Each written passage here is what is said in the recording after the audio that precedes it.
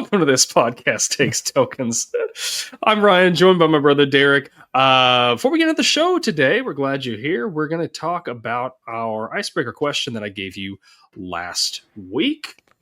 Do you remember this? It was, when you were a kid, what was the epitome of cool to you? Yes. Well, I'll let you go first since you asked the question. Okay. Yeah. So when I was a kid, if you remember, I'm sure you remember, a lot of our audience remembers, back in the 80s, really the 80s, and then the early 90s. Joe Cool? I was going to say Joe Cool originally. Yes, Joe Cool was, he was very sly. Yeah. But gosh, targeting cigarette ads to kids is just what a thing. What a thing. What a time to be alive. No, I was going to say, so you remember the punk rock look with the mohawks and like the leather jackets and all that. And then later on, I think it's because I played a lot of Streets of Rage. Like the bad guys in there had the mohawks and like the leather jackets, and they had the chains and everything. Spikes on the shoulders. Tattoos. Oh my gosh. I thought that was cool. Like, I remember we had to draw a picture of ourselves in art when I was like in, I don't know, 4th grade or something, maybe 3rd grade. And we had to draw a picture of ourselves in art, what we normally do on Saturday or on the weekends. And I drew myself with a mohawk, piercings. One of my earring had a skull on it. I had a leather jacket. I had a tattoo that had a heart that said "Mom," and I had a chain in my hand. And I tried to convince the teacher with that drawing that this is what I look like on the weekends. I'm sure it didn't pass, but yeah, she got a good laugh out of it. I'm sure. Oh, I'm sure. Her husband. I'm sure. Yeah, that to me, like that look, for whatever reason, was just so cool, because it was like, oh man, these are the people that are on the fringes of society. Not that I thought that way when I was a kid, but like thinking back on it now, I'm like, I probably thought like these are the people that just like don't care about anything. Like they're just rad dudes, and they're they're just living their lives, like not having to answer to anybody. And then later on, I remember I think we've talked about this before. There was that the tunnel down the street from where I'm living at now that we used to go into. It was it's a sewer tunnel, and it's all bolted up now, but you used to be able to get into it. And I remember telling people I was down there, and I saw a bunch of guys with mohawks and chains that were down there. It was like their hideout. Yeah. But yeah, I thought that was so cool. But yeah, then of course, Joe Cool was pretty cool too. Yeah, maybe he may have gotten me to smoke a few packs of Camels in my late teens. He has that way on people. Yeah. What about you? I think I kind of went in like I went in from an older viewpoint. So I was thinking more like along the lines of being like a teenager in high school. And what seemed to be cool to me was, I think like the epitome of it was MTV Spring Break. Like you would see these kids just like living their best life, basically. And really they were like college kids in their 20s. Like it wasn't high school kids. I mean, at least not that I think. I'm sure there was some out, but yeah. There might have been a couple in there, yeah. But that was kind of like, or like the kid with all the video game systems and all the movies and CDs and just kind of had everything that you would want. The kid with the new bike. I mean, it was always superficial. It was always just kind of this like, what's really kind of meaningless now. But I'm still clearly trying to be that kid with my collection of games and movies and music. But in a way, we're all kind of that kid now, like thanks to subscription services, like subscribing to movies and music and stuff like that. Like you got it all at your fingertips. You're not left wanting for anything anymore. Yeah. So it's all kind of become like a meaningless ghost to chase, if you will. I don't know. But the epitome of cool really is it's not trying. It's truly not trying or for real. Trying not to be anything but like your authentic self, whatever that is that makes you happy, and being okay with that. And I kind of wish I knew that as a kid growing up. And stop chasing all this just passing meaningless stuff, these ghosts that ultimately, they fade. Yeah. And you can catch up to them later. Like, you don't need everything right now. And I felt like that was me, is just trying to keep up with everybody else. And the problem with that is, whenever you put everybody together, it's much bigger. It's a much bigger thing to chase down than if you're just trying to make yourself happy. Yeah. And so for me, it was kind of that spring breaker aesthetic. I don't know, aesthetic, or those people that you see like out there, like in the public, I guess, or getting the attention, if you will. And the kids that just seem to have everything. That always seemed to be like the epitome of cool. Oh yeah. But yeah. I remember those kids. I remember them. Yeah. I remember them. Yeah, I remember that. There's this one kid that I used to go to school with that it wasn't like a spring break, so this was like in grade school or whatever. But he had all like every item from the Jurassic Park toy line. Oh yeah. And I was just like, man, this kid, like, he's got everything. He's so cool. And then he had an amazing library of Super Nintendo games too. And it's just, you wanted to be him, but I don't know. We're kind of like out there was some kid.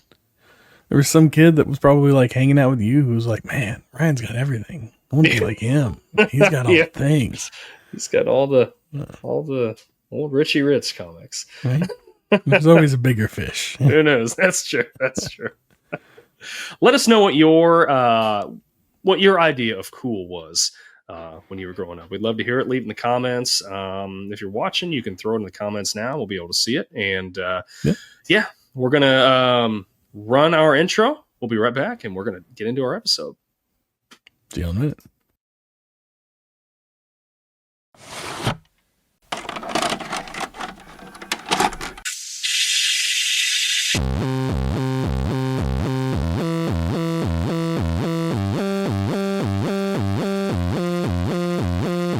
Your local video store card. A comic book in your back pocket. Games with no tutorials. Music you had to discover. And drinking water straight from the hose. These are the things us millennials remember fondly. We are the Jennings brothers.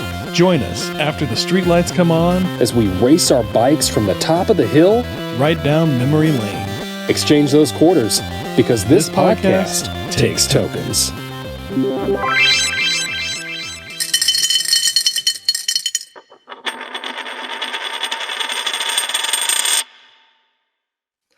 I am a leaf on the wind. Watch me soar. That's right. We're continuing the Firefly conversation from last week. We are discussing the follow-up movie, Serenity. I had to give my boy Wash a shout out there. I mean, they done did him dirty. Done did him dirty. But we'll get into that here in just a little bit as we're talking about the show. So, Serenity was a sequel to the Firefly, I guess follow-up, I should say, to the Firefly series, short-lived series. Conclusion, there we go. That aired on Fox, and Fox butchered, and now we can be mad at Fox forever about it. Released on September 30th, 2005, budget of $39 million. Grossed, want to guess? I think it went to like 60, did it not? No. No? This was a bomb. Man. This was an absolute bomb, unfortunately. Oh. Grossed worldwide $40.4 million. So it made $1.4 million. That didn't even make that. That was gone in the budget, I'm sure. Well, yeah, I'm sure. So, yep. Wow. So there's that. Yeah. Just, I really think I said it last week. If I didn't say it last week, I thought it last week, and I'm going to say it now. This franchise, I think, was too ahead of its time. Had it come out now, I think it'd just be a complete smash hit. I think. Be a runaway. Be like a Stranger Things or something. Oh, You yeah. have to wait like absolutely. 2 years between seasons. Yeah, 2 years, like 2 decades between seasons. Have you seen those memes where it's like they're showing like Stranger Things season 5 and the kids are like old, like they've used those aging AI things on them? I can see that. I mean, I'm going to believe it. It's I know. It's been too long. Yeah. So anyway, yes, Serenity. Couple fun facts about it before we kind of get into the discussion. So when they were in production, they had this thing ramped up. Okay, we're gonna be doing this movie. They had lost the original blueprints for the ship. You know this. Our audience may not know this. They got the blueprints from Nathan Fillion. He actually had taken photos of them when he was on the set of the show, and so he was able to provide them with the blueprints, and they were able to remake the set with that.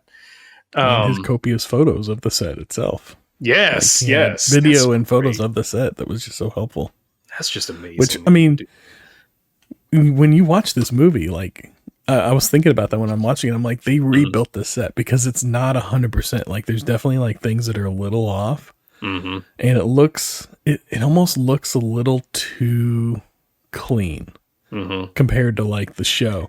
But it does. Really, like, the whole thing, like the whole look of it, it's a movie and it looks like a movie compared. And I thought whenever I was watching Firefly, I had in my notes whenever we watched Firefly, I was like, this looks like it's shot like a movie. This has like a cinematic quality to its filmmaking.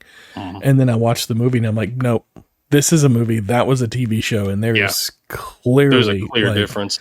The picture is it's a lot sharper. The CGI is just better. It's so clean. It's so clean. Yeah.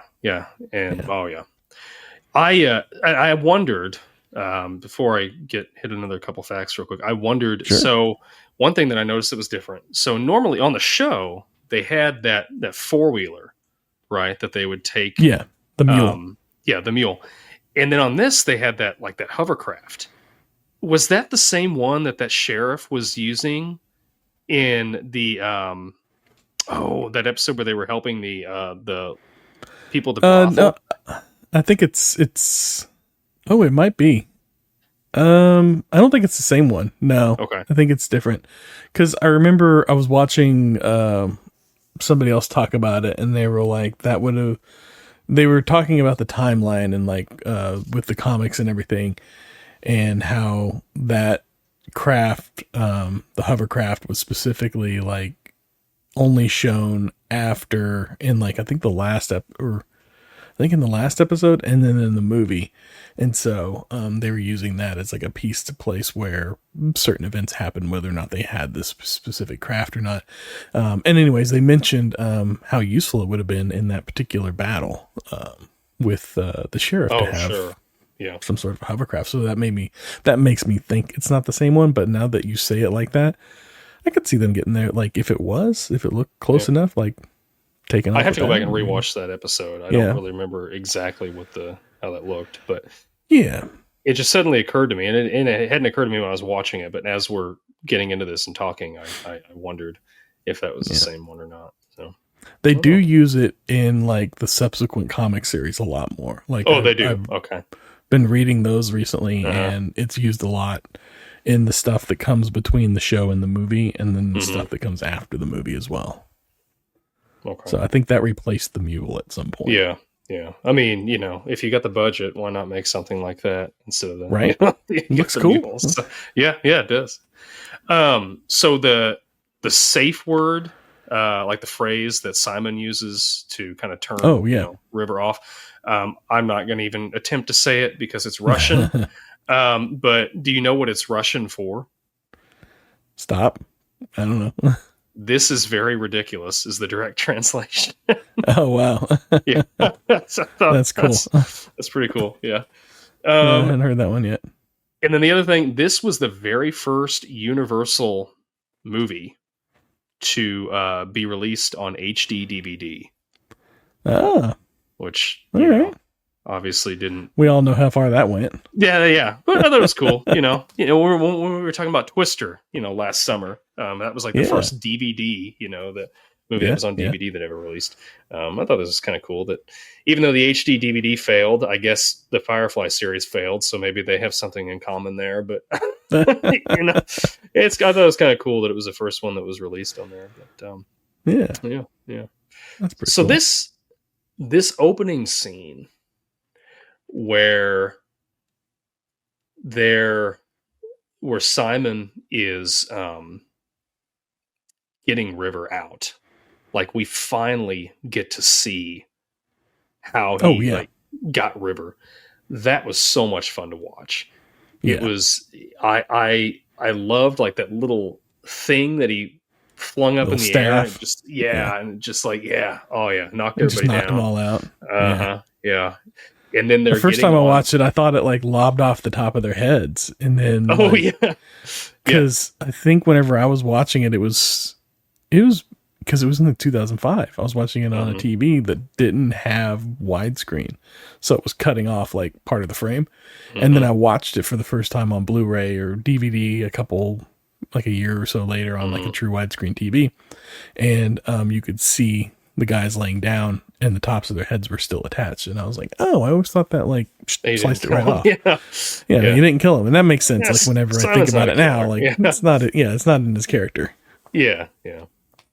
It was fun to watch. It was very wild to see that thing like stuck in River's head. And then, when he got her out and they're like going up that lift or whatever elevator thing, that lift. Oh my gosh, that was so cool. And then it like stops and then you start seeing the villain, which what a villain this movie had. Oh yeah. I mean, I don't remember his name. I don't think it ever actually said. I think he was the operative or something like that. Yeah. Oh my gosh, he was so good. Like he made you just want him dead. Like he just did. I mean, I know like that's a lot of villains, but he was a punchable villain for sure. Yes, absolutely. I don't remember the actor's name, first scene that he's in. I don't know. He was in. He was in. He played the lead character in 12 Years a Slave, and what else was he? Yeah, Doctor Strange. He's been in a lot of stuff now. Yeah. I think the thing I saw him in. I was trying to remember. I saw him in something just before.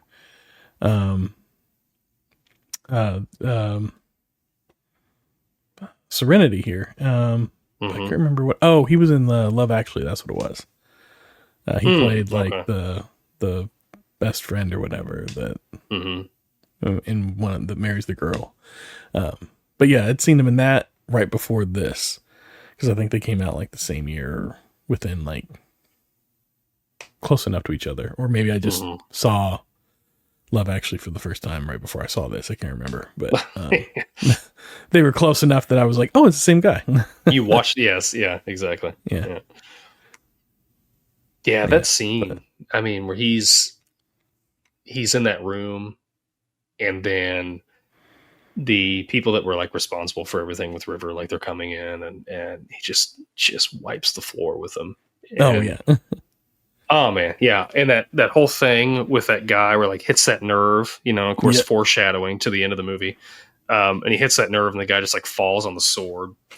Yeah, that was just so cool to watch. Like this guy, you're like, wow. This guy is like a force to be reckoned with. Yes, absolutely. Like he's just cold and calculating. Like he has no emotion about it. He's just like, this is what I've been hired to do. I don't even know. He doesn't even know why he needs to get River. He's just like, they've told me this is, doesn't make any difference. This is what it is. They said secrets is not my business. They don't concern me. All I'm concerned with is keeping them.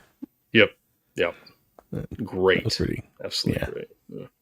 Yeah, he was I think I don't know. I haven't seen anything on this for sure, but I'm wondering if, early from the Objects in Space episode, is this character based on him? Or are they maybe just like, cause Early was kind of, he was a bounty hunter, I believe. He wasn't part of the Alliance necessarily outright. Like this guy's an operative. He works for either the Alliance or Blue Sun or whatever it is. And Yeah, so I wonder if like they based this character off of that character, or this character was supposed to be like a version of that character. I can't remember. I do remember it's been a couple years since I've seen this, and for whatever reason, I had in my head that this movie they retold, like, not they retold, but they that they kind of rebooted the series a little bit, and they told the beginning again of like how everybody got on Serenity. But they didn't. And I'm watching and I'm like, oh yeah, I guess they didn't. I guess I just kind of like remembered it that way because I watched it all like together the first time. And then every time I watched it after that for a few rounds, I watched all of it together. I watched all of Firefly and then I'd watch the movie. And I'd watch all of Firefly and then I'd watch the movie. And I hadn't watched them together recently. I hadn't seen the show in a number of years. And I hadn't seen Serenity probably in longer. But I did. Man, yeah, I enjoyed it. It's such a clean representation of it. I'm disappointed that it didn't go on. Yeah. Again, every time I watch it. I really think that this is it shows what like Whedon's true vision for the show, right? Because he had such a bigger budget with this, and of course your story's condensed. It's not, you're not stretching the budget out over 14 episodes or something. But yeah, he was able to really tell a good story, I thought, and let it breathe a little bit. Yeah, I don't know. And then I think, so I watched this back not long after it came out, but I had no prior knowledge of Firefly. I'd never watched Firefly. I knew it was a thing, but I honestly, when I watched this movie, I didn't even know it was a follow-up to Firefly. Yeah, I had no idea. And I remember watching it and being like, oh, that was kind of fun. But watching it now and having all the prior knowledge of the other characters and what's happened and what they've been through together. Yeah. Just made this movie, it made it so much better. And even their back and forth, their banter and everything, you really feel that because you've been, it's so cheesy, but it's I'm part of the crew, I've been on the crew for this long. And you've really gotten to know these characters. And then when Mal takes River out on that heist, basically. And Simon's like, I don't want her to go or whatever. And, he's like, you're not going to tell me what to do. I'm the captain, you're the crew or whatever. And then Simon tells River, he's like, what did he say? He's like, if something happens, you drop and run. And if they all die or something, it's fine. You just make sure you get back in one piece or whatever. And and I was like, don't worry about it. I'll take care of her. If anything happens to her, I'll feel upset about it. I'll feel upset about it. Yeah. And I love that back and forth with him. I think there's some headbutting going on there, but at the same time, there's also just some tongue in cheek, he's not really going to let that happen to River. He's going to do whatever he can to keep her safe. And I don't know. And then I love when they're on that mission and they open up the that secret door, or whatever, the vault. And the guy's like, do you have your clearance code or whatever he says? And then Jane just fires down there, and he's just like, okay, come on down. Which again, is just classic Jane. That's what Jane would do. Yeah. He's not gonna, he's not. And then Mal's negotiating with him. We're gonna shoot you in the leg. Make it look real. And he's like, I don't know about the leg. Yeah, leg's a good shot. You want that? Yeah. But then the Reavers start coming, and you can see Mal turn. He's goes back into protector mode. And he's like, you get everybody in here, and you lock that door, and you don't open it because he knows what's coming, and he doesn't want to hurt anybody. He wants. Despite sure, they're robbing, but they're really not robbing those people. They're robbing from like the big corporations and the Alliance and all that, and using it to kind of get by. And they really don't want to hurt anybody, so they're like, get to cover, looking out for people, and that's I think that just shows Mal's character. I think that's what's so endearing about him is that he's kind of a scoundrel in a sense, but it's like Han Solo. Exactly. Yeah, he is. He's very much a Han Solo. Like he's not out to just be he's not stealing from everybody. Yeah. Just killing people. He's got some sort of a moral code that he's following. Yeah. Absolutely. Yeah, and then that opening scene is also kind of the first time that we get a real look at the Reavers and like what they are. Because we saw them a little bit in the show, but I think it was only the one episode that they popped up in. But this one, man, they really like. Oh, we didn't really get a good look at them in the show. Like they're just like, oh, and you got to see like what they had done essentially. Yeah, then that one guy kind of started to turn himself into one, but nothing like these.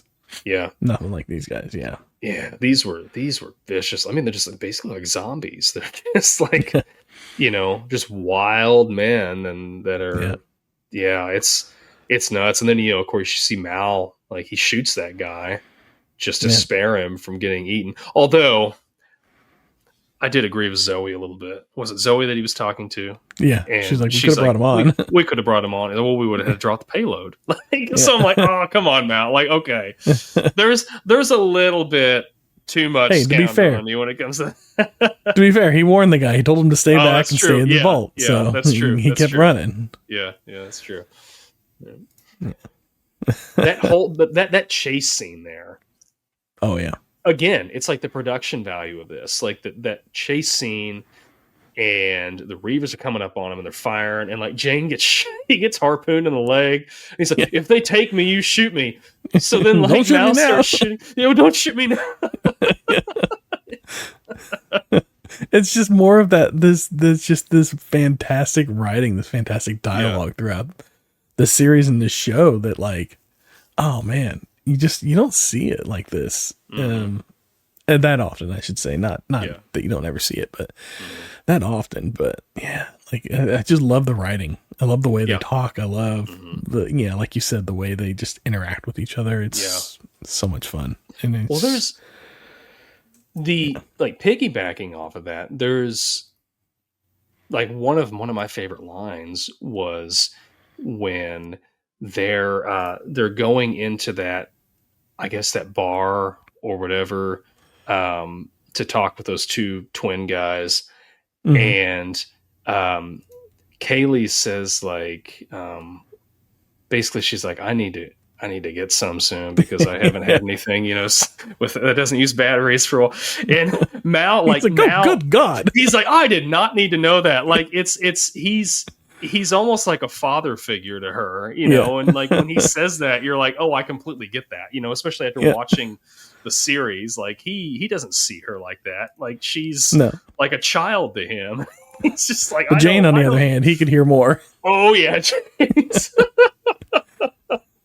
I could stand to hear a little more. Oh my gosh, he's so funny. What was that? There was that one line. I pulled it up here. He says, "I'll kill a man in a fair fight." Or if I think he's going to start a fair fight, or if he bothers me, or if there's a woman, or if I'm getting paid. Mostly if I'm getting paid. Like that's Jane. I've really grown to like Jane over the series, and then the movie, and the scene there towards the end where they're pretty much in like this no-win scenario, but he's like making sure that everybody, in spite of all his flaws, he's making sure that everybody is like ready and as safe as they can be, which I guess, is where where we had discussed last week, where I thought maybe his arc would go, was where he's just going to start, caring more about, other people than himself.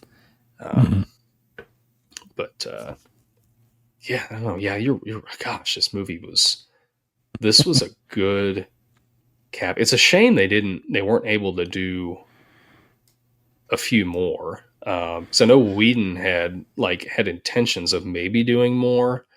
Yeah. And I know that's the reason why they killed off Wash and then Shepard, was because Ron Glass and Alan Tudyk, like, they couldn't commit to sequels. Like later. But I was reading somewhere where Whedon had said if he was able to make sequels, and they were able to come back, he was going to try to find a way to write them back on the show that was the audience would, accept, believable or whatever. Yeah. But That'd of course, be Ron Glass has passed away, but we can maybe still see, if they did a reboot, we could still see Alan Tudyk somewhere. I don't know. Even if it's flashbacks or something. Yeah.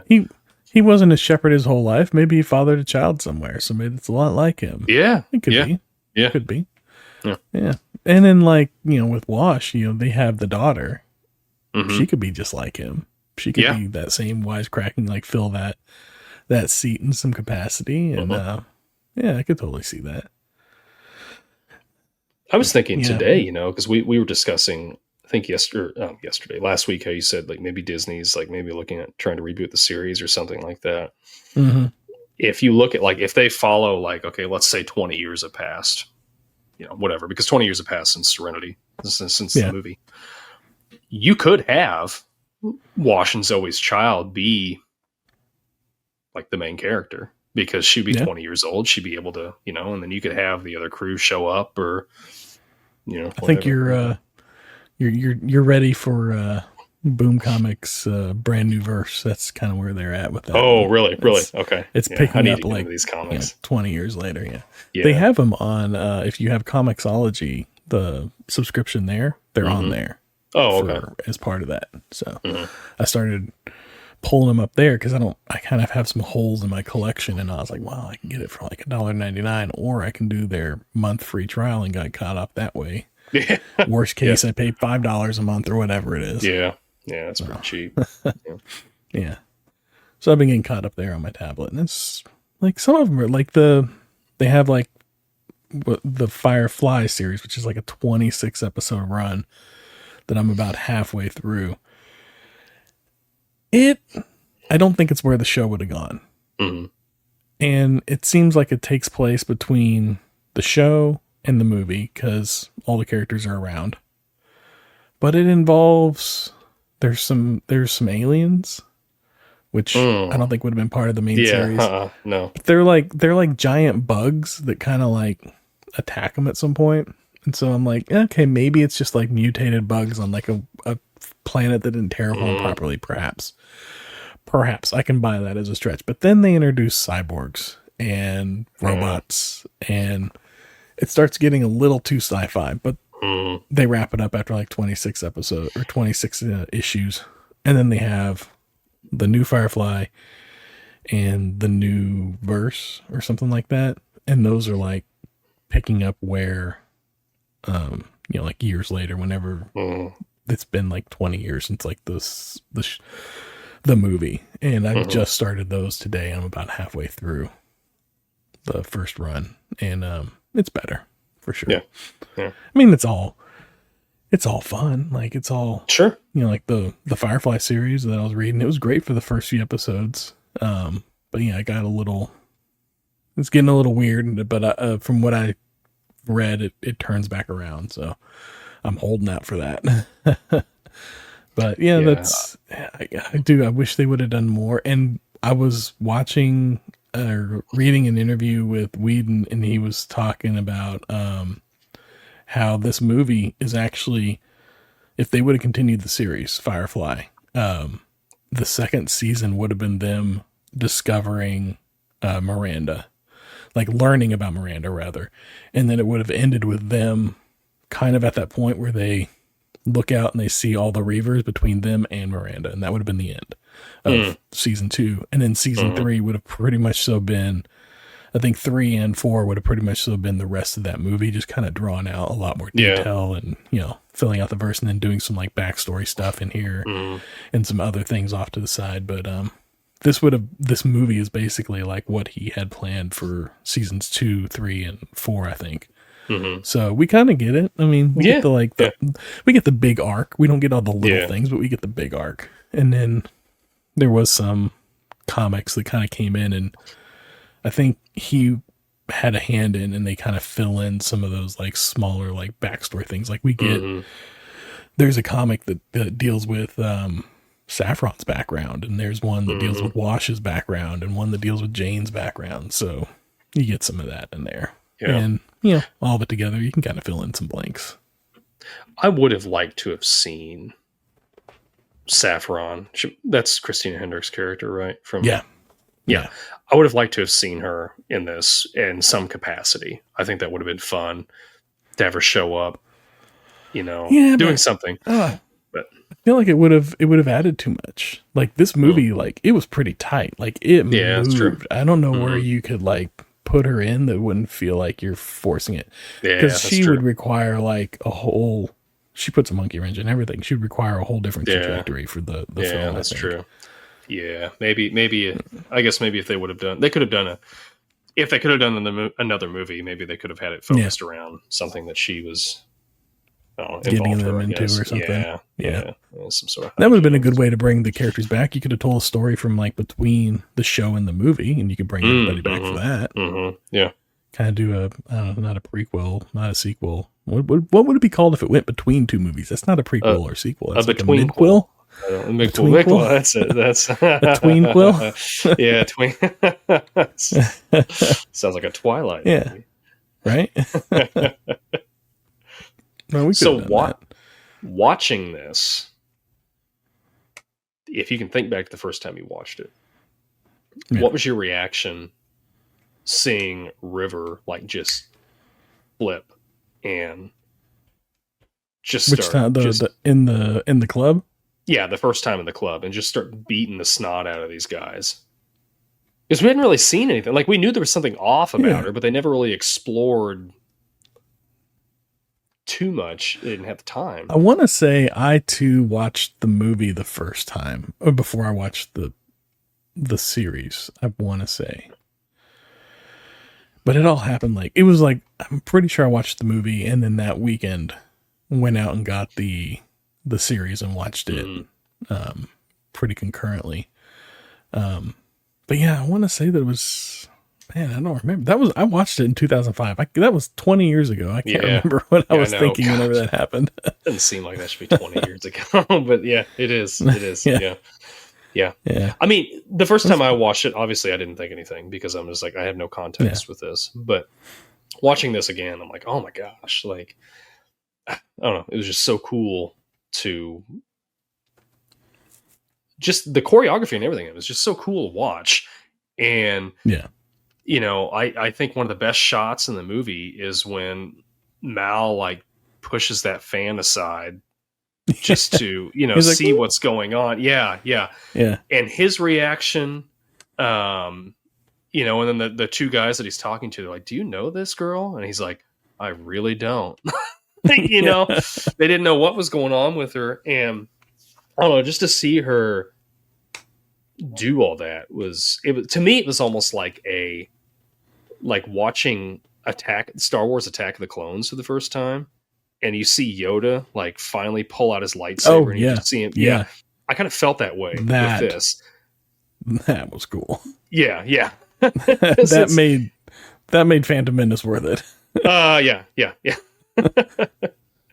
But I kind of had that feeling watching this because, like I said, you know, in the series, you know, there's something going on with River. Like you get a little glimpse into what is happening with her, but it's never like the onion's never really peeled back too much. We do. We get like, because like in the beginning scene, they talk about how she's psychic and she's like a living weapon and all this other stuff. And so we hear about all these things, and then it pays it off throughout the film, like where she's in the other room and she's mouthing what they're saying, like she's reading their minds, or she's saying things that are in their minds.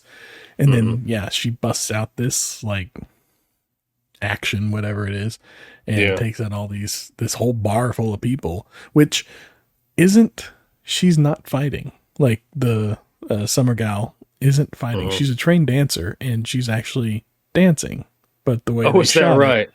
Yeah, like they choreographed it and they shot it so that it ends up looking like a fight scene, but it's really just she just learned a dance basically That's and really performed cool. a dance, and we ended up with a fight scene that looked really cool. Yeah.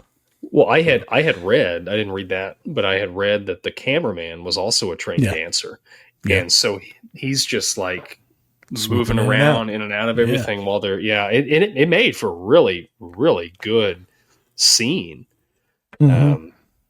And yeah, I had a lot of fun watching that, and I was like, whoa. Yeah. I think I'm most impressed by the quality of the CGI. Like Serenity looks really good in the movie, and especially for 2005. I mean, 2005 was that time where we had like the kind of weird CGI happening in a lot of places, like CGI characters that just looked really off. Yeah. And CGI sets that didn't quite look real, but this looks really good. Looks good. Through and through. It does. Yeah. Like all of it just looks really good.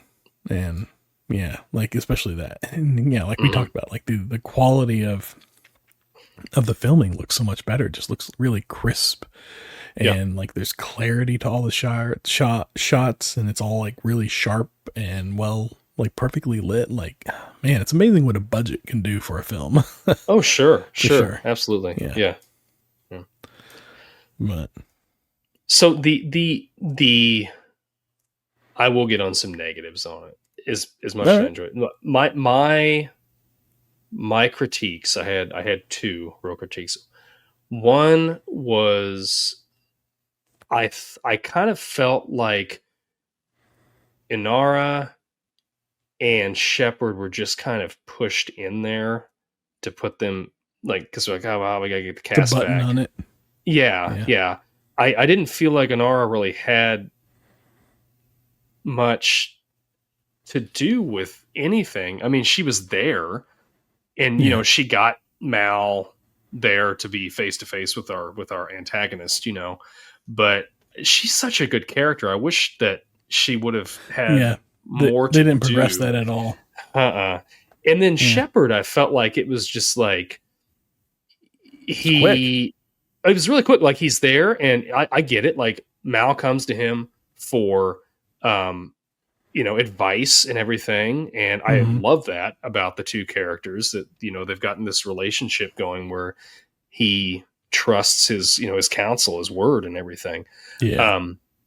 But like there was no real development of anything there. And then I hated, like, when he died, it was like I didn't feel like there was any real impact with that. Like, I loved this character in the series. And then like he shows up. What's that? Just him dying was very impactful. It was well, I mean, it was heartbreaking. But I just didn't feel as much of it because I didn't feel like I got to see, like, I don't know, I didn't get to see him enough. I wish I could have seen him some more, I guess. I did.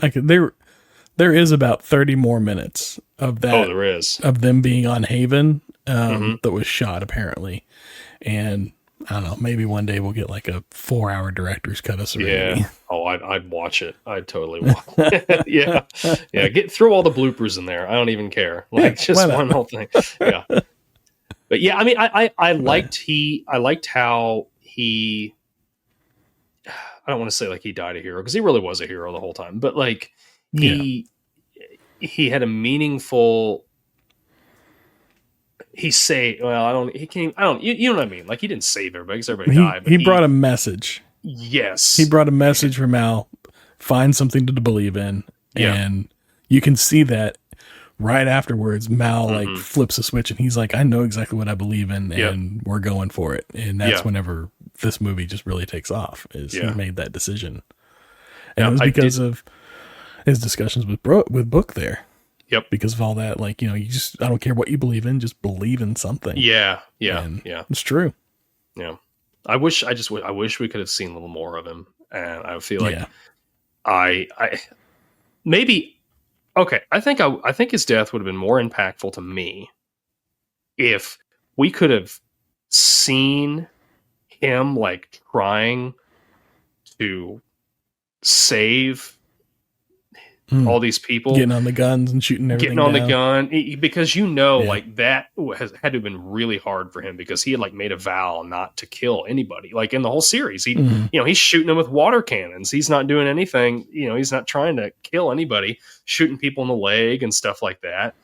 Yeah. But having him like have to be like, okay, I have to break this code that I have put upon myself because I need to save these people. And, he ultimately, I guess, really, everybody dies, but he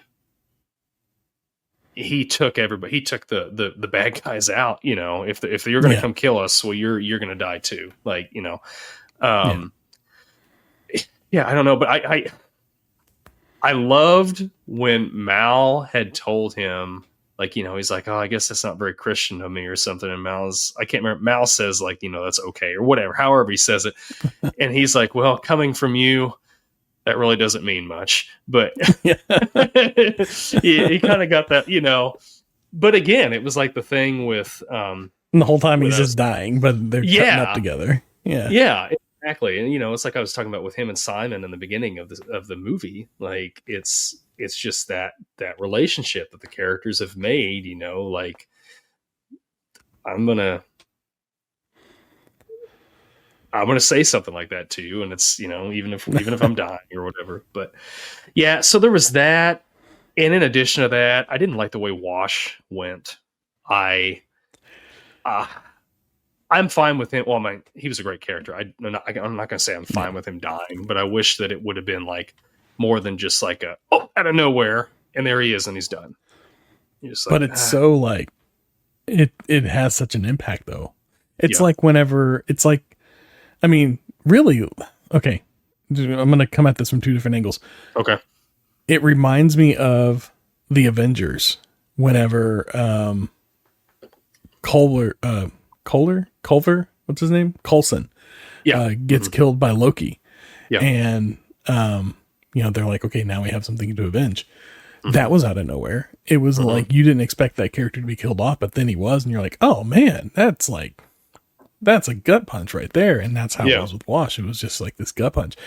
But that was something that I was thinking throughout this whole movie. As I'm watching it, I'm like, man, this reminds me of, maybe not in any direct way, but this feels like the Avengers. Like it feels like whenever he made the Avengers, he kind of used this as a bit of a blueprint in terms of like maybe the beats it takes, or some of the ways that its emotional triggers that it uses, if you will, or the way it just kind of like, I don't know, the way it progresses. But I'm watching it and I'm like, man, this really makes me feel like the first Avengers movie. Like I could watch the first Avengers movie right after this and it would feel like kind of the same movie almost. Yeah. In a weird way. I don't know if you see that too, but I mean, I can now that you're saying it. It wasn't something that I saw when I was watching it. But yeah, I could see that. I guess, that does, they really do, the rest of the group really, almost has some like, all right, we're going to finish this, after, I mean, that was there, but then once Wash is gone and Book for that matter, it's just like, all right, we're not playing games anymore. We're going to finish this. I mean, even Enora's got a crossbow for a weapon. I mean, you got your Hawkeye right there. Yeah, I know, right? Character development or anything, but they got a weird weapon. Yeah. Yeah. That's true. That's true. Yeah. So there was those things. And then I'm on a fence about this. So part of me sees Mal's final confrontation with our villain. Yeah. And he doesn't kill him. Part of me sees like, okay, that's our Mal. He's not a killer, But then the other part of me is like, this guy is responsible ultimately clearly for Book's death, but then he is responsible for Wash's death, because if they could have just went to the planet and, did what they were going to do without having any resistance, they wouldn't have needed to pull the Reavers into this whole thing. And, Wash probably would still be alive. I don't know. Part of me feels like Mal did what his character is, would do, but then the other You part is honor like, his I don't character. know. He might be just mad enough just to kill this guy because he's killed two of his best friends, I don't know. Yeah. What do you think? No, I feel like it services the character, and that's the way it should be. Like, I feel like if Mal kills him, we lose a little bit of Mal. And you can see throughout this movie, the operative loses himself. Like, you can see him cracking as this goes on and his conflict goes on with Mal. And you see that first big crack whenever Serenity comes through the ion cloud, and he's like, all right, target on the chip. And then right behind him are all those Reavers, and he's just got that look on his face like, oh, what have I gotten myself into? And he's like, they're like, sure, which one should we fire on? And he's like, fire on all of them. Just fire anything. Yeah, fire just now. fire. Yeah. And like, you can see like panic setting in him in that instance. And that breaks that cold, steely reserve that he had. And then again, whenever, him and Mal are fighting, like, he's fighting with more anger more than he is like with his like skills. He's fighting almost out of anger, whereas Mal is still just like being Mal, and he's more, the operative is kind of like, he's got chinks in his armor now. He's broken down, and Mal's getting to him, and I think if Mal kills him, that does a disservice to the character of Mal. Yeah. And we can't have that. Like I said, I see both sides of that. And so I was just kind of on a fence about it. I'm like, I don't know which one I would have. I don't know. I mean, we could have just had, well, honestly, what I thought was going to happen was I thought Zoe was going to come in and kill him. Like, oh yeah, she may very well still do that. Yeah. Who knows what happens next? Yeah. I'm sure he's on her list. That whole scene, like after he died, like at first I was like, oh, that's not much of a reaction from Zoe after Wash died.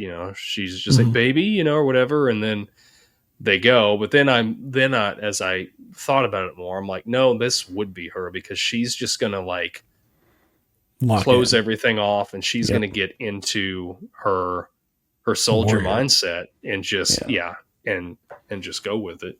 And you can see though that it is getting to her whenever she's fighting the Reavers, and she just goes in for close quarters because she just wants blood, and then that's whenever she gets hurt. Because she kind of like the emotions take over, and you can see that. Yeah, she's like, Wash, baby, wake up or whatever, and she's getting a little quivery. You can see she's starting to break just a little bit, and then Mal's like, come on, we got to go. Yeah. And she snaps out of it, and then she goes right into like soldier mindset.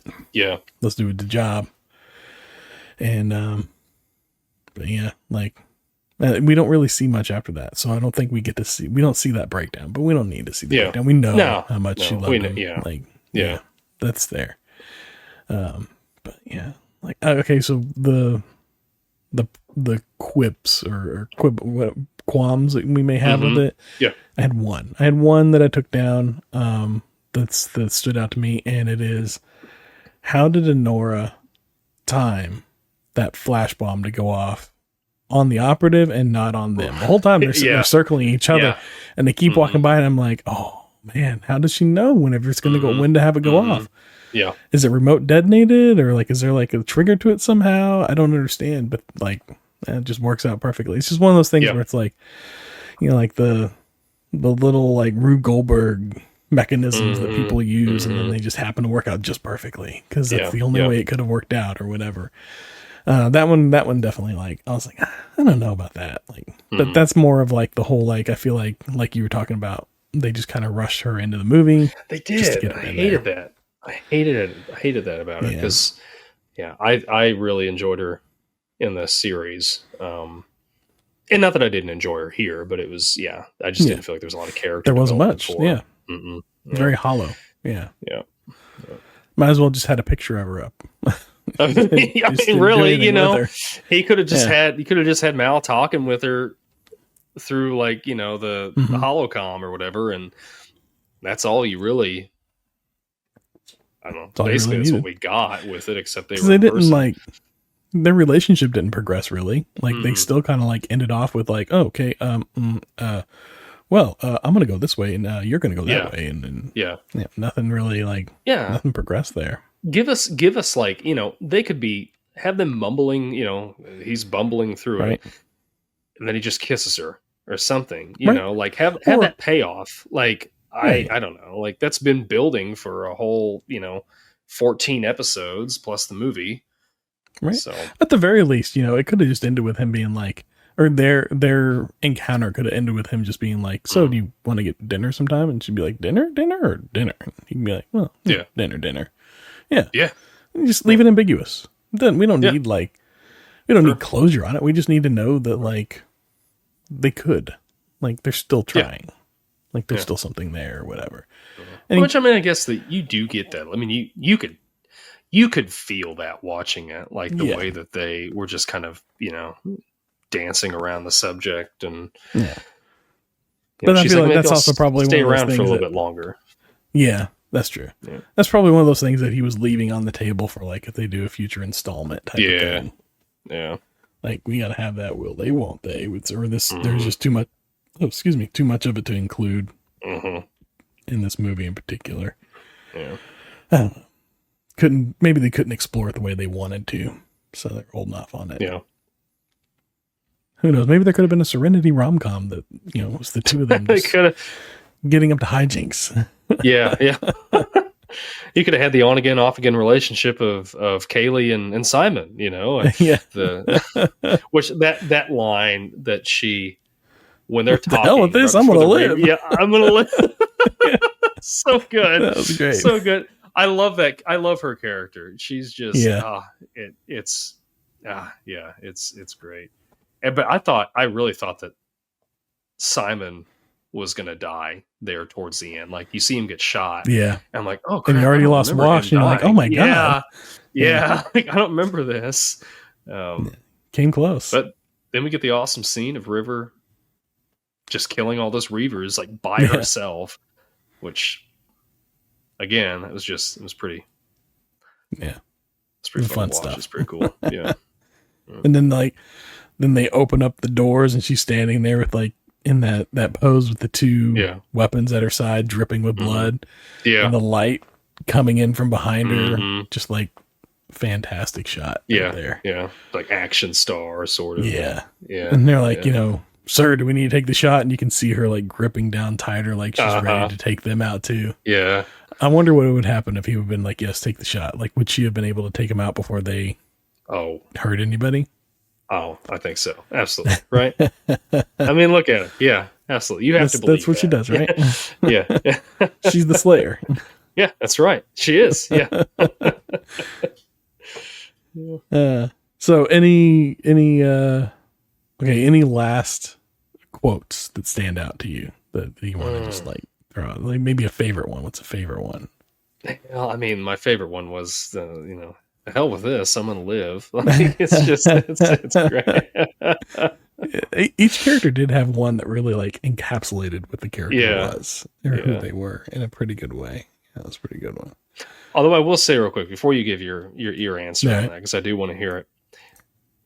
An awkward scene was right at the end when Kaylee and Simon are, they're kissing and they kind of fall down to the floor, and then River's head pokes her head down. It's like, what is I didn't see that before. I saw it this time. And I was like, oh yeah, that was a little weird.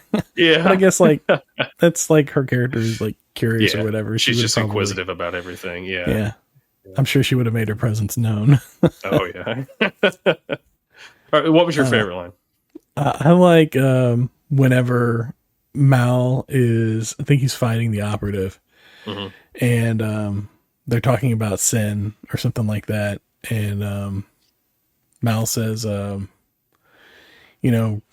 something like, you like, I forget what he says. Yeah, I blanked on it now. Man, I can't remember. They were talking about sin, and then Mal says, well, I'm a fan of all seven, but right now I think, I'm thinking wrath. And then he just like starts wailing on the guy. Yeah. Yeah. I forget what the line was that led into that, but he was like, do you know what your sin is? Or something like that. Yeah. And then he starts in on. Gosh, that was cool. Yeah. That was a cool payoff when they call back to when the operative had, in the beginning of the movie had like hit that guy's nerve or whatever. And you see Mal and he like holds Twinge. it and you're like, yeah. And you're like, oh crap. How's he going to get out of this? Yeah. And then he just hits him in the throat and he's like, oh yeah, that nerve got severed back in the war. And then just takes him down so quick right after that too. Yeah. But I love that. Man, he took a beating. Oh, he did. Oh my gosh. His when he comes out there, his eyes like retinas burst. Oh yeah. But yeah, I love that. Like the operative, for as tactile as he is, he didn't know that about Mal. Like you think that he would have dove into his medical files and stuff, right? Yeah. But I like that he, that was like, I don't know, it's just kind of cool that he didn't realize, this isn't going to do anything to him. Maybe it didn't go in the medical records. Maybe, because it's like if they're doing triage on the battlefield, they're not taking records. They're just kind of like patching people up and moving them on as fast as they can. So maybe that's probably what it was. I bet that's what it was. Whenever he's pulling up the files on the Cortex or whatever, it just shows Mal and it's like Malcolm Reynolds, service record. And it says like Serenity Valley. And then that was it. And it was like, there had to have been more to it. But it was just like, it was definitely like bullet points that he was like flying through pretty quick. So I can see like he probably didn't dive into the details. So do you have a favorite scene in this movie? All of them? Can I say all of them? I know. No, that's me. Like I only ask because it's something we typically ask. But I think a favorite moment, if I'm going to pick one out, it would be whenever they are going back into space and you can hear like the roar of like, the engines and everything and like the whole ship is shaking and then suddenly they break through Atmo and it just goes silent and you don't hear the ship anymore and the rumbling stops and even like the temperature, this is like a kind of a cinemaphile nerdy thing, but the temperature of the film of the footage, like it goes from like a warm temperature to like a cool temperature whenever they're in space. And I just thought that was like a really cool little moment whenever they finally break through and they go in back in outer space and everything kind of like shifts into like this, like, I don't know, space feeling, if you will, versus whenever they're down on planet side and everything's kind of a little warmer and it's a little grittier, if you will. But that's probably one of mine, I'd say. How about you? Yeah, I know. All of it. It was good. I did like that the end where he had that little moment with River, and he's like kind of teaching her how to fly or whatever. Yeah, and he's like, I can't remember exactly what he says, but he's like, I could tell you this, but you already know what I'm going to say. And she says, I do, but it's nice to hear you actually say it.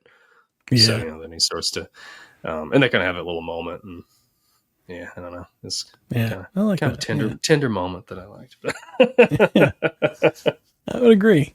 Which I was reading on her, Summer Gal was talking about how that was something that she wanted from the character. If the series would have continued, she wanted to see the character learn to pilot the ship and fly the ship at some point. So Joss Whedon worked that into the end of the movie for her as something that she wanted to see from her character. So I was like, that's pretty cool.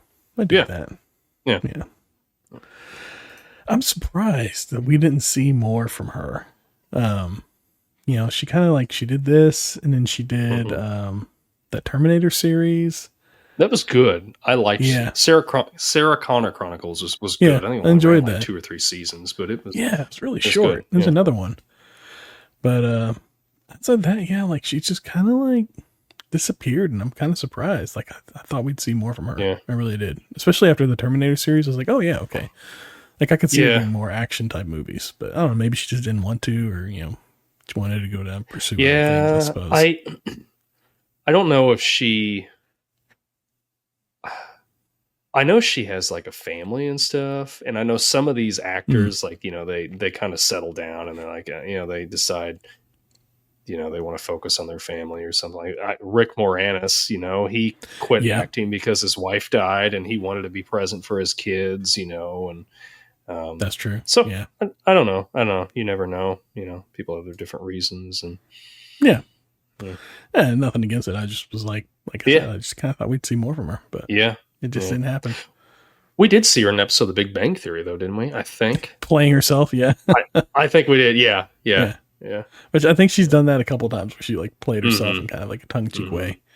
I know she's guested on because I think everybody has guested on Castle with Nathan Fillion at some point. Oh, so I'm okay. pretty sure she did there. Mm-hmm. And then I want to say, what's the one that Alan Tudyk is in now? A Resident Alien. Yeah, I want to say everybody has done a guest on that it. as well. Yeah, okay. I haven't seen it either, but it looks. It's one of those things that's like I'm the only one in the house that's going to enjoy it, so I gotta find time to watch it. yeah.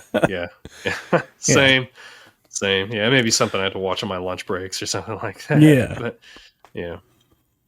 So one thing that kind of it was weird to me. It didn't have anything to do with the movie. It was the poster. So the movie poster. Oh yeah. Summer Glau, however you say her last name, Rivers on the front cover, and she's kind of doing this almost split thing, and she's got the weapons. That poster. Okay. If you really look at it, you can tell that it's Summer, but like just kind of glancing at it, you're like, this doesn't look like the same person. Like the hairstyle's a little bit different. Like has a little bit more volume, I guess. And it's and it's stylized, it took for me, sure. Yeah, it just doesn't look like River to me. And that just kind of bugged me a little bit. I don't know. Yeah. I mean, it's just a and that's I think that's the DVD cover, because if you're on IMDb, they have the theatrical movie poster as like the thumbnail for it, and that's her, but she's like standing with like a weapon in her hands, and then Mal's face is like behind her, like I don't know, like one of the glamour shot things or whatever, and you got Serenity in the foreground there. That's the one I remember from the theaters. The one that you're talking about with her in the weapon pose with everybody behind him, and it's like a desert scene.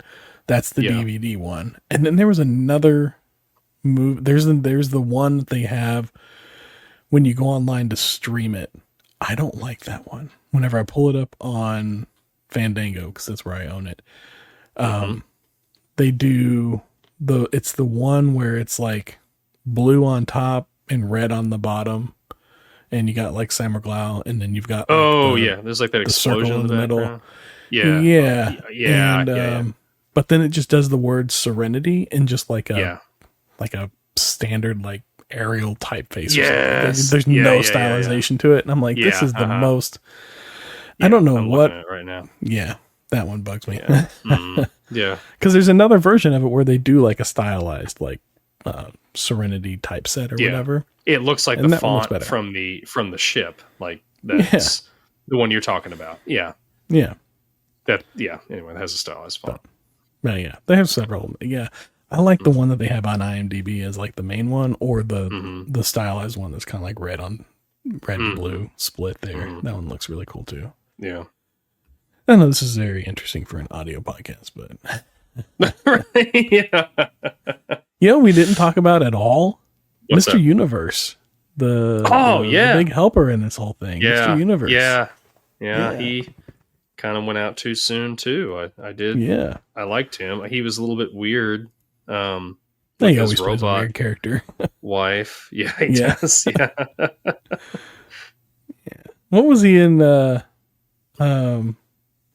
He was Wednesday's boyfriend in the Addams Family Values movie, right? Addams Family Values, yeah. And then he was, as much as I don't like this movie, he was an elf. Who was he an elf? Was it Elf? No, he wasn't an elf. No, I'm sorry. Sorry. No, he plays an elf in the Santa Claus. Yeah. Mm-hmm. Different elf. Yeah. Which, side note, there was this series that, gosh darn it, now I can't remember what the name of it was. My wife and I watched. It's got Keira Knightley in it. It's on Netflix, and she's like a spy. Anyway, it's pretty action packed. But there's there's a scene where there are a bunch of these like spies are tied up, and like they're getting ready to get killed. Like they know they're going to get killed, and they're just waiting in this room for the people to show up to kill them. But they're just like talking, and they're like, because it's like the movie or the miniseries takes place around Christmas, and they're asking each other like, "What's your favorite Christmas movie?" You know, or whatever. And one of the spies is like, "The Santa Claus," and she's another one's like, "Oh, I love the Santa Claus," and I don't know. Anybody that hasn't watched it, it's not very funny. But like, if you ever see the scene, like it's just these like really hardened like spies, like hitman spies, you know, that are like the whole series are like shooting and killing people or whatever, and then they're tied up and they're talking about how much they love the movie The Santa Claus, and it's they ain't got nothing else to do. It's great. It's great. So, but anyway, yeah. Well, I think I have exhausted most of my notes. Yep. How about I have. you? I'm glad we went down this journey, this Firefly journey. Good, yeah. Gosh, it's great. It's great. And now this is all I will be thinking about for weeks, and how, you know, things could have turned out different or whatever. But what could have been? Well, there's like plenty out there on comic books and novels if you're interested. Yeah. I'll have to check them out because, you know, I want to be on Serenity. And one thing, real. I know we keep starting to wrap it up, and then I think I'm going to go for it. This is bringing me back to the series, and I don't think I brought it up last week. It's back on Kaylee, and one of the reasons that I love her so much, when Mal offers her the job as the engineer, right? Yeah. She says, like, "Oh, I'd love to do that, but I need to go ask my parents first." Yeah. And I love that about her. I love it. Like there's such an innocence to her that is just it's spectacular. I love that character. I could totally see an episode, like if they kept it going, where they go and they stay with her parents for like an episode for like a day or whatever. And it's like that scene from Twister with the Aunt Kate or whatever that's just like making all the food and everybody's just like hanging out and like talking and just like friend and family and fellowship all together. Absolutely. Just like a good old time. Yep. Yeah, that'd been fun. Yeah. But anyway, that's my those are my thoughts on Firefly / Serenity. It's lots of fun. It's good. It's really good. It's a good universe. Yeah. We did have got some comments. Yeah. Comments. Yeah. I got one here from our friend Will Ford. He was commenting on our 90s music episode that we did. I don't remember how long ago. A while back. But he said, "I'm a little behind on the podcast, guys, but I have a list of 90s songs that I still come back to every so often. I could have easily had some of the songs from your list on mine as well, but for the sake of originality, I challenged myself to not repeat anything.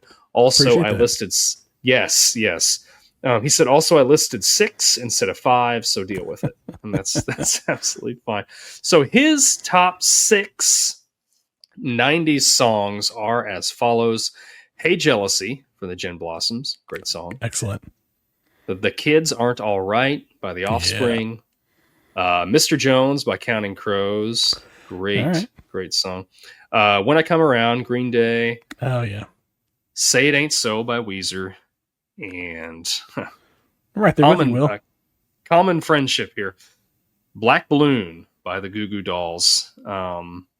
He said, as for 90s albums, I played the heck out of Garth Brooks' The Hits on cassette back in the day, which I had completely forgotten about Garth Brooks when we were going through all this.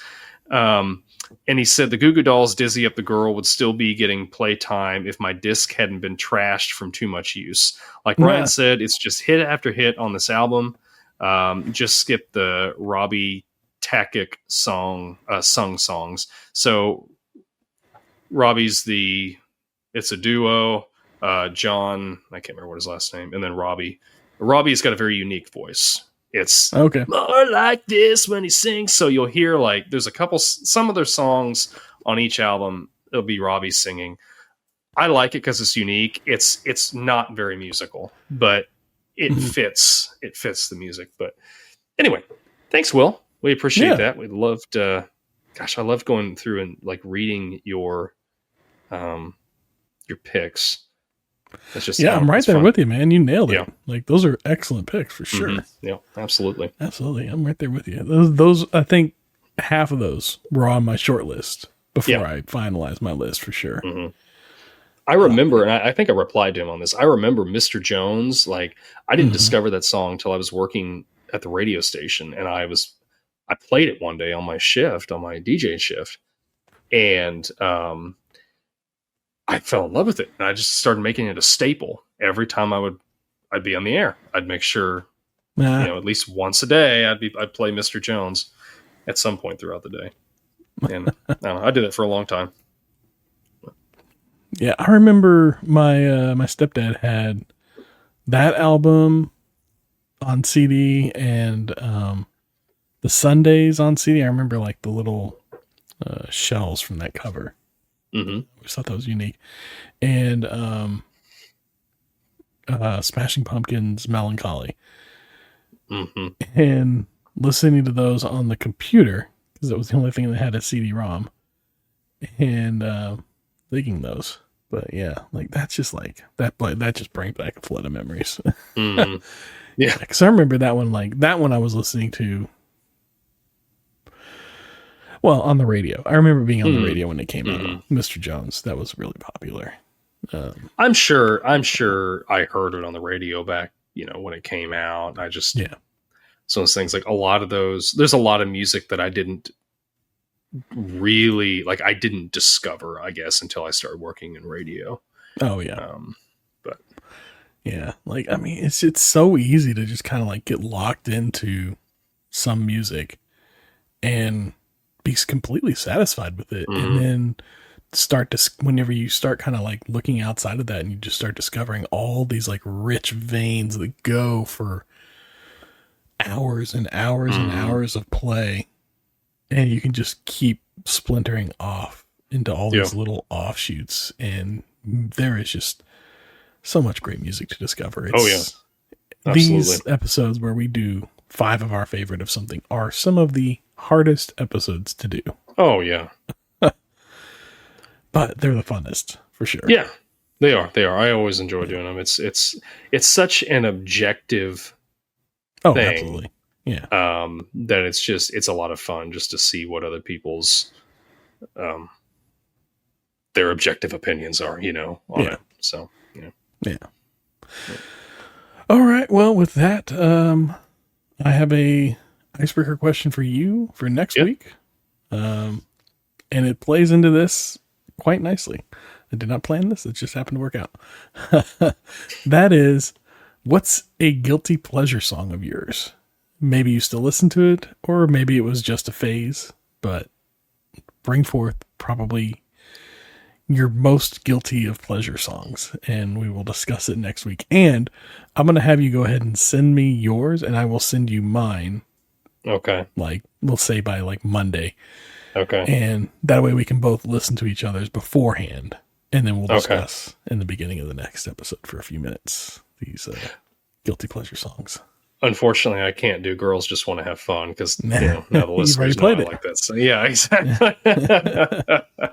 No. Yes. Yeah, I'm sure there's something else. I'll have to think about it. But yeah. All right. Yeah, that'll be Sounds fun. good. I like it. All right. Well, thanks for joining us on another journey through the verse on This Podcast Takes Tokens. Remember that sharing is caring, and sharing This Podcast Takes Tokens with just one person this week will guarantee that it gets shown to at least one new person. Until next week, be kind and rewind.